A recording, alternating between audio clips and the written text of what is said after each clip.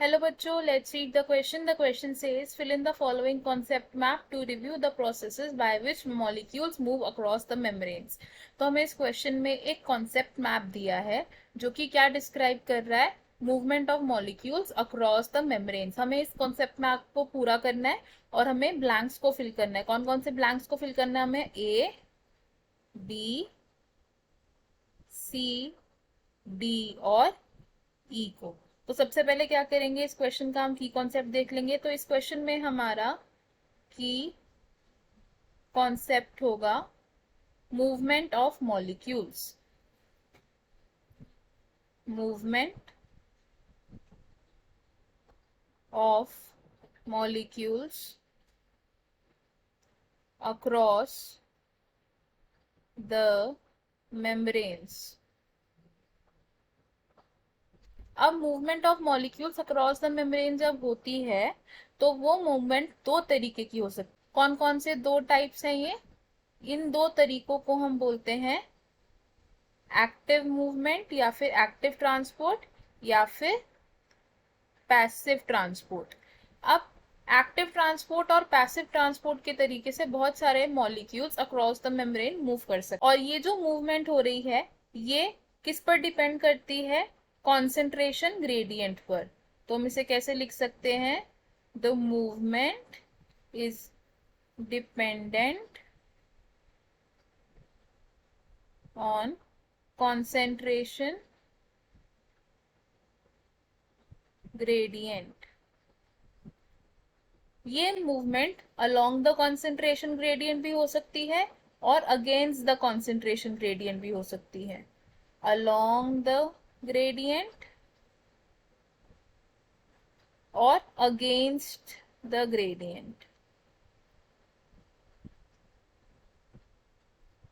Along the gradient का मतलब क्या होता है? From high concentration to low concentration. और अगेंस्ट द ग्रेडियंट का मतलब क्या होता है? From low concentration to high concentration. तो अब ये रिव्यू मैप देख लेते हैं. इस रिव्यू मैप में सबसे पहले हमें क्या बोला है? Molecules across cell membrane. तो मॉलिक्यूल सेल मेम्ब्रेन को क्रॉस करते हैं दो तरीके के ट्रांसपोर्ट प्रोसेस से. तो एक प्रोसेस लिखा है पैसिव ट्रांसपोर्ट, तो दूसरा ए ब्लैंक में क्या आएगा? ए ब्लैंक में होगा हमारा एक्टिव ट्रांसपोर्ट.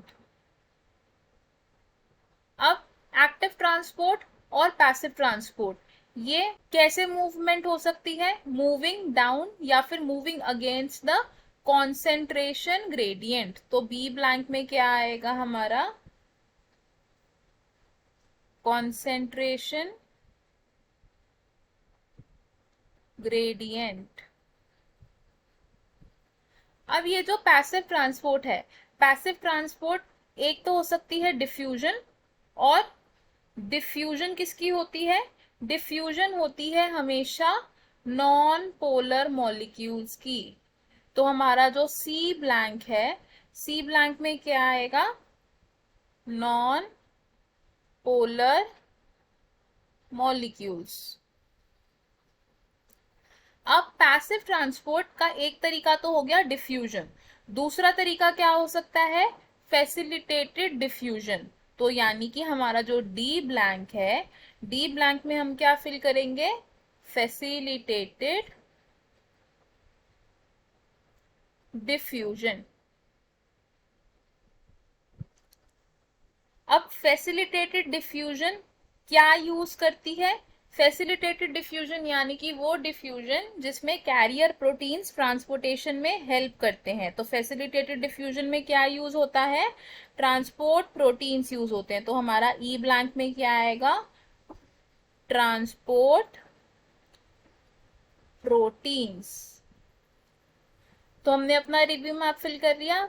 एक बार इसको दोबारा से देख लेते हैं. रिव्यू मैप में क्या हो रहा है कि मूवमेंट ऑफ मॉलिक्यूल्स को शो किया गया अक्रॉस द सेल मेम्ब्रेन्स. तो एक मूवमेंट होती है पैसिव मूवमेंट और एक मूवमेंट है एक्टिव मूवमेंट. पैसिव मूवमेंट और एक्टिव मूवमेंट या तो कॉन्सेंट्रेशन ग्रेडियंट के अलोंग मूव करेंगे या तो कॉन्सेंट्रेशन ग्रेडियंट के अगेंस्ट मूव करेंगे. अब ये जो पैसिव मूवमेंट है इसका एक तरीका क्या है? डिफ्यूजन. डिफ्यूजन किसकी होती है? नॉन पोलर मॉलिक्यूल्स की होती है. और दूसरा तरीका क्या होता है इसका, फैसिलिटेटेड डिफ्यूजन। फैसिलिटेटेड डिफ्यूजन किसकी होती है, पोलर मॉलिक्यूल्स की होती है। और फैसिलिटेटेड डिफ्यूजन क्या यूज करती है, ट्रांसपोर्ट प्रोटीन्स को यूज करती है। तो हमारे ब्लैंक्स में क्या आएगा, ए ब्लैंक में आएगा एक्टिव ट्रांसपोर्ट, बी ब्लैंक में आएगा कॉन्सेंट्रेशन ग्रेडियंट, सी ब्लैंक में आएगा non polar molecules, D blank में आएगा फैसिलिटेटेड डिफ्यूजन और ई ब्लैंक में आएगा ट्रांसपोर्ट प्रोटीन्स। तो I hope you understood it well. All the best, thank you.